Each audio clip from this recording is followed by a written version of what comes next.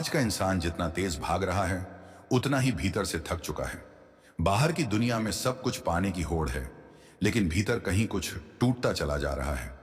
हंसी चेहरे पर है, पर दिल में बोझ है। रात को नींद आती है, पर विश्राम नहीं मिलता। दिन भर काम चलता है, पर मन कहीं टिकता नहीं। यह थकान शरीर की नहीं है, यह आत्मा की थकान है। यह वह अवस्था है जहां भीतर से एक मौन पुकार उठती है, अब रुकना है, अब शांति चाहिए। अक्सर इंसान इस पुकार को समझ नहीं पाता। वह इसे व्यस्तता से दबा देता है, मनोरंजन से ढक देता है, या फिर किसी और को दोष दे देता है। लेकिन आत्मा की आवाज दबाने से शांत नहीं होती, वह और गहरी हो जाती है। ऐसे समय में जब कोई बिना योजना के, बिना नियम बनाए, बस यूं ही महादेव का नाम लेना शुरू करता है, तब एक अनदेखा परिवर्तन शुरू होता है। यह परिवर्तन दिखता नहीं, पर महसूस होने लगता है।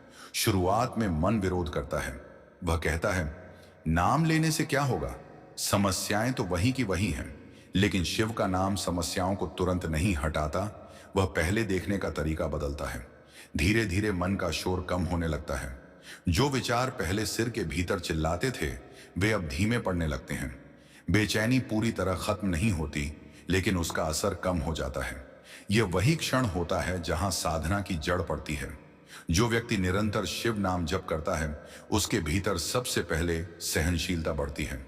जीवन की वही परिस्थितियां, वही लोग, वही चुनौतियां, सब रहते हैं, लेकिन भीतर कुछ बदल जाता है। अब हर बात को व्यक्तिगत रूप से लेने की आदत कमजोर पड़ने लगती है। अपमान पहले जैसा गहरा घाव नहीं बनाता। दुख आता है, पर मन उसमें डूबता नहीं। यह बदलाव बहुत शांत होता है, इसीलिए अक्सर खुद साधक को भी देर से समझ आता है कि वह बदल चुका है। मन के स्थिर होते ही शरीर भी उसका अनुसरण करता है। सांसें सहज होने लगती हैं।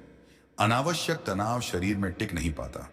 चेहरे पर एक स्वाभाविक सरलता आ जाती है। यह कोई बाहरी आकर्षण नहीं, बल्कि भीतर की सहजता का प्रभाव होता है। लोग इसे देखकर कहते हैं, अब पहले जैसे परेशान नहीं लगते। लेकिन यह परेशानी का खत्म होना नहीं, बल्कि उससे ऊपर उठना होता है। धीरे धीरे जीवन की गति भी संतुलित होने लगती है। जो फैसले पहले डर के कारण टलते रहते थे, वे अब स्पष्ट होने लगते हैं।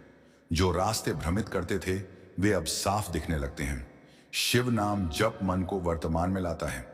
जब मन वर्तमान में होता है, तब भविष्य का डर और अतीत का बोझ अपने आप हल्का पड़ जाता है।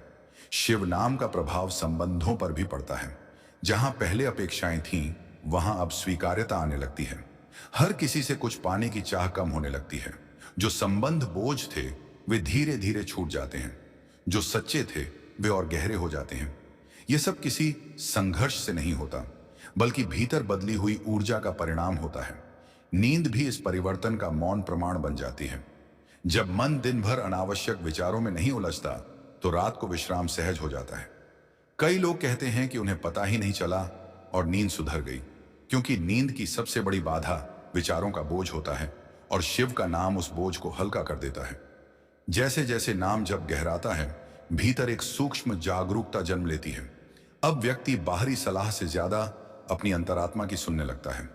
कौन सा कदम आगे ले जाएगा और कौन सा पीछे, यह समझ शब्दों में नहीं, अनुभूति में आने लगती है। यह कोई चमत्कार नहीं, बल्कि शांत मन की स्वाभाविक बुद्धि है।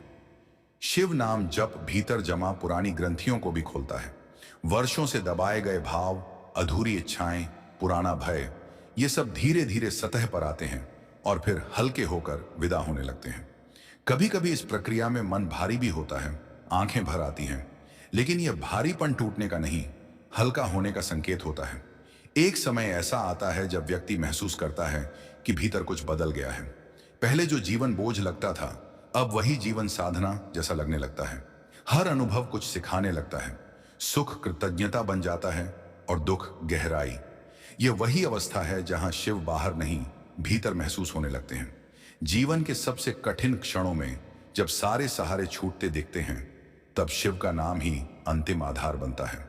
जो उस समय नाम को थाम लेता है, वह टूटता नहीं, क्योंकि महादेव टूटे हुए को कभी असहाय नहीं छोड़ते। वह उसे भीतर से नया गढ़ते हैं। एक बात सदा स्मरण रखने योग्य है, यदि आप शिव का नाम ले पा रहे हैं, तो यह केवल आपका प्रयास नहीं है, यह भी एक कृपा है। हर किसी को यह मार्ग नहीं मिलता। अगर यह नाम आपके जीवन में आया है, तो समझिए यह एक आह्वान है। अंत में यही सत्य है, शिव का नाम कोई शब्द नहीं, एक आश्रय है। इसे किसी नियम, दिखावे या प्रदर्शन से मत बांधिए। बस इसे अपने श्वास के साथ जोड़ लीजिए, चलते फिरते, काम करते हुए, चुपचाप। यही सरलता शिव को प्रिय है, यही साधना है, यही शांति का द्वार है। हर हर महादेव।